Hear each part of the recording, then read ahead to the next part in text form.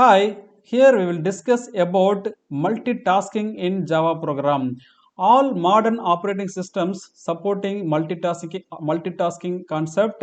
Operating system runs two or more programs concurrently using process-based multitasking. For example, here operating system is given which is running three process concurrently.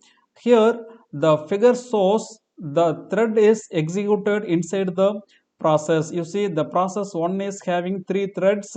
The threads are running inside this process 1, and process 2 is having separate two threads which are running inside the process 2, and thread 1 is available in process 3 separately. So here the context switching between the threads is possible. That means if resource is allocated to the thread 1, that means CPU is running by thread 1, then if CPU wants to allot it to thread 3 by suspending the thread 1, which is very easy when comparing to the context switching between these two processes. There can be multiple processes inside the operating system as shown in this figure, and also one process can have multiple threads, that is also given here. The process 1 is having three threads, multiple threads. Process 2 is having multiple threads, that means two threads. So like that, single process can have multiple threads. The multitasking is defined as the process of executing multiple tasks simultaneously. So here the task is called a lines of instructions or lines of code. The multitasking can be achieved in two different ways. One is the multiprocessing, that means process based multitasking. We have seen in the previous video. We will have the program. That program is executing by the compiler. Once it is executed, then that is turning into the process. So initially it was a program with the number of lines of code. Once it is executed by the compiler, then it is turning into process. This process will perform a task, that is called multiprocessing or process based multitasking.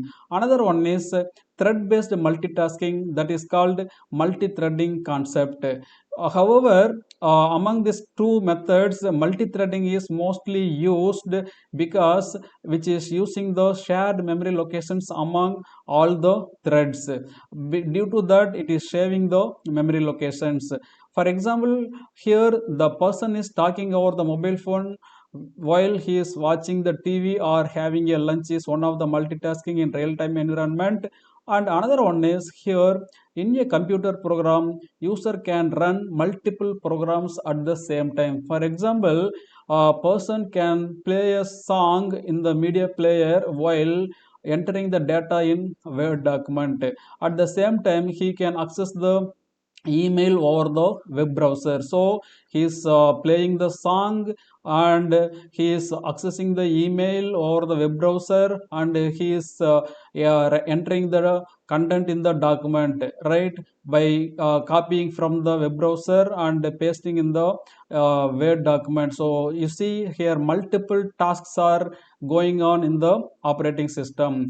Here the difference of multiprocessing and multithreading is given. Multiprocessing, here each process requires its own separate address space. For example, operating system is having three process 1, 2, 3. All the processors are storing the results in separate memory locations of hard disk drive or random access memory. Context switching between one process to another process also needs more time, because you see here it is stored in the different memory location. Process 3 also stored in different memory location. To switch over from the process 1 to process 2, it will take more time to copy the data, to access the data, to store the data, and allocating the CPU. So everything will take more time comparing to the threads, because here the intercommunication between the process is also expensive. You see the communication, if you want to make between this process, it will take more time. That is called expensive, due to each process is having separate memory locations. So that's what I told in the previous line. So these processes are called heavyweight tasks, right? Because of having separate memory locations, right, we cannot do the context switching easily, so it will take more amount of time, so it is very expensive. Due to that, we are saying this is heavyweight task. And when comparing to multi-threading, multiple threads in a program share the same address space. For example, you see process 1 is having 3 threads here, all 3 threads available in the same memory locations, so which this memory location is shared by all these 3 threads. So here, which is performing the context switching also at low cost, that means timing will be very less for allocating the resources. Inter-thread communication between the threads also less expensive, because which are using sharing memory locations. You see, thread 1 information also will be available in this memory location, thread 2 information also available in this memory location, thread 3 data also available in the same memory location of the same process. So it is very less expensive comparing to the process based intercommunication. That's why it is called lightweight process. And what is the need of multi-threading here? Few programming concepts supporting the instructions execution one process after another process, which makes wastage of CPU time. For example, I am having 10 jobs. Okay, if I'm executing these 10 jobs one by one, first job, then second job, then third job, then fourth job, etc., up to 10, then I need 10 units of time. Okay, so it is long time. Suppose if I am running the programs, I mean tasks parallelly, right? If I'm running the 5 tasks at a time, right? So first 5 tasks will be done, then second 5 tasks will be done. So within the 2 units of time, I can complete the execution. So it will take less time. That is the purpose of multi-threading concept in the Java programming. This multi-threading can be achieved by using the thread class in the Java API library language, and thread is having set of constructors and methods to perform various operations over the thread, and thread class extending the object class and also implementing the runnable interface.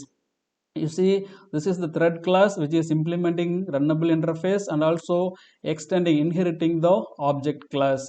And as per the statement, which is having 4 constructors: constructor without argument, constructor with string argument, constructor with runnable interface argument, and constructor with runnable interface argument and string argument. So we can use 4 type of different constructors wherever we required in the programming.